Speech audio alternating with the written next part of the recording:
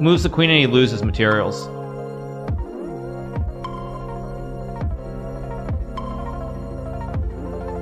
Wait, did I just blunder? I did, right? Yeah, this is actually quite bad.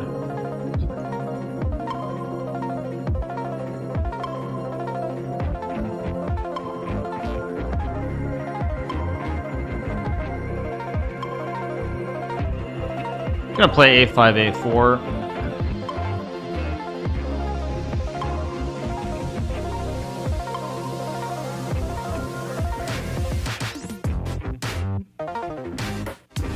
I don't even know if rook f7 is the best move, but I'm played anyway. If he takes, he gets forked by knight f3. Thank you so much to Z-Lights for the 4 months. Thank you so much to Z-Lights. Great position here for me.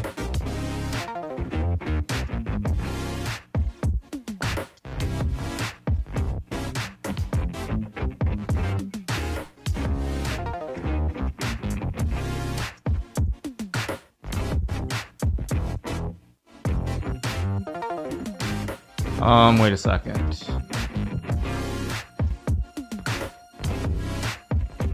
There's a checkmate on b2, which is why...